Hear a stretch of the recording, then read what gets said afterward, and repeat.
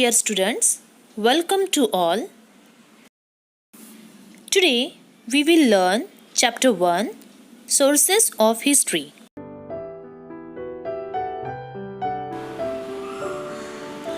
Students, this is our first slide. In this slide, you can see some pictures like coins, weapons, buildings, and Bhagavad Gita. What are these things? Anybody can guess it? Yes. These things are ancient things which give us information about our past. So, we are going to study them. Let's start to our first lesson, Sources of History. Students, before turning to the lesson, we should know the meaning of history. History means the study of past events, particularly in human affairs. Why is history so important for us? Because here it means history gives us sequence-wise, reliable and systematical information from beginning to the end of past events. This is the definition of history. And how do we come to know about the sources? A number of objects used by our ancestors still exists. Some inscriptions from the past have been recovered. Sources like these help us to understand our past, means our history. We have studied ancient Indian history in the last year.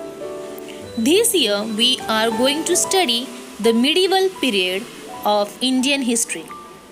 Broadly, the period from the 9th century CE till the end of the 18th century CE is considered to be the medieval period of Indian history. In this lesson, we are going to study the sources of medieval history. History gives us a chronological, scientific and systematic account of past events.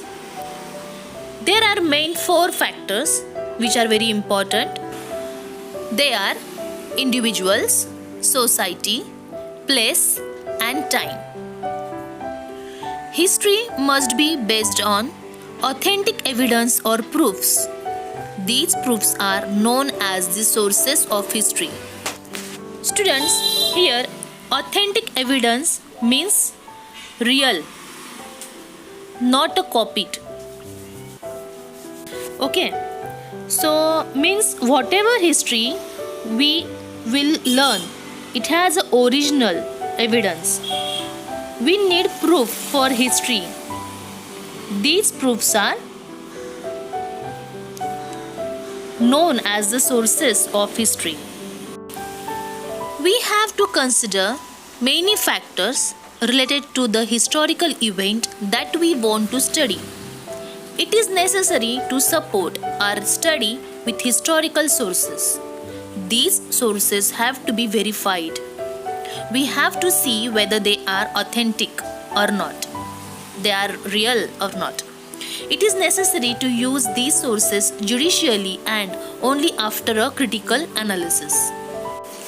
Let us classify these sources into material sources, written sources and oral sources. Let us also evaluate the sources of history. These sources must be original. It should not be fake. So students, let's see each sources in detail. So, first let's see material sources. What do you think about material sources? It means material sources are those things which we can see, we can touch and we can experience. Means material sources.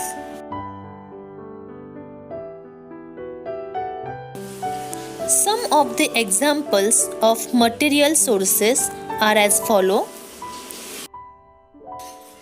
forts, memorials, buildings, cave sculptures, inscriptions, coins, and copper plates. First, we will see forts. Forts have an important place. Some major type of forts are hill forts, forest forts, sea forts, and forts on the plains. Next is monuments. Monuments include samadhis like Jnaneshwar Maharaj Samadhi, Shivaji Maharaj Samadhi, and Shirdi Sai Baba Samadhi, etc. Next is graves. Graves means burial of dead bodies. For example, Taj Mahal and Bibi ka Maqbara. Students, here is the new word Virgala. Virgala means warriors. Now you are watching the picture. Picture shows us Virgala. It is generally in three parts of stone sculptures. First part shows life of a warrior.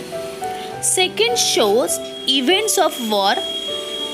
And third part shows that warriors are playing with God. It means they are in heaven. To remember warriors, their great work, people used to make Virgala in medieval period. These are many Virgalas in Maharashtra except Marathwada and Vidarbha. Next material is building like places and ministerial mansions.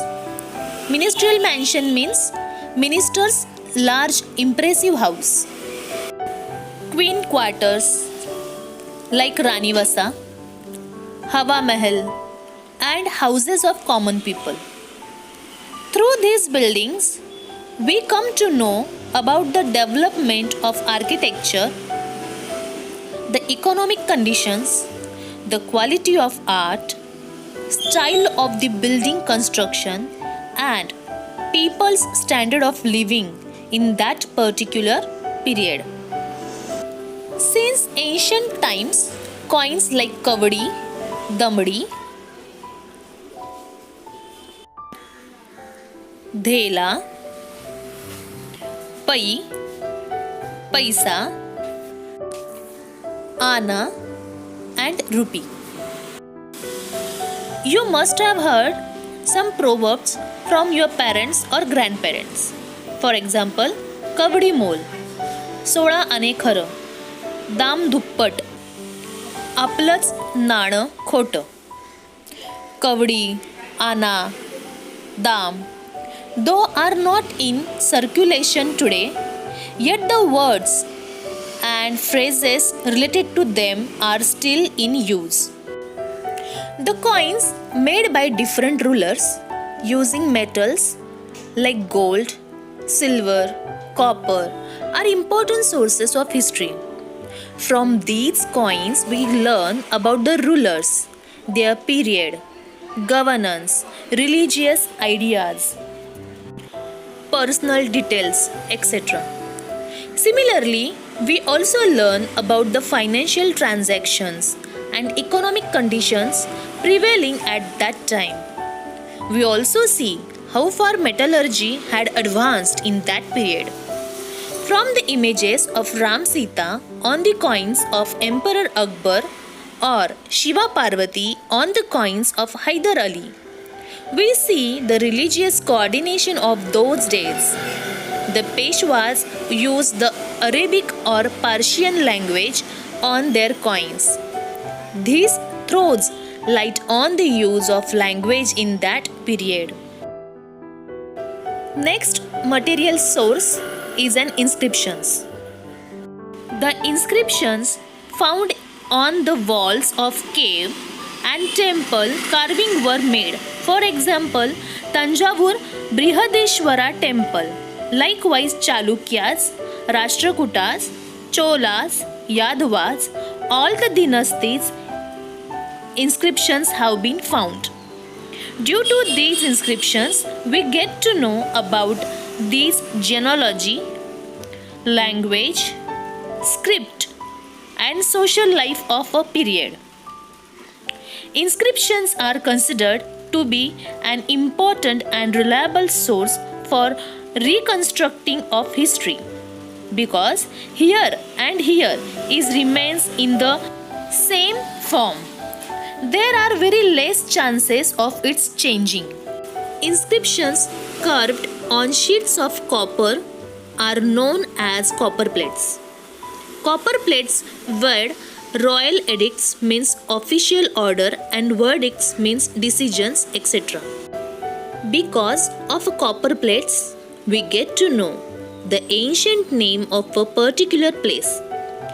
Apart from these, chaityas, viharas, temples, churches, mosques, agairis, dargahs, maqbaras, gurudwaras, monuments, sculptures, wells, minerals, village boundaries, village gates, weapons, utensils, ornaments, clothes, decorative articles, toys, implements, musical instruments are also included in material sources of history.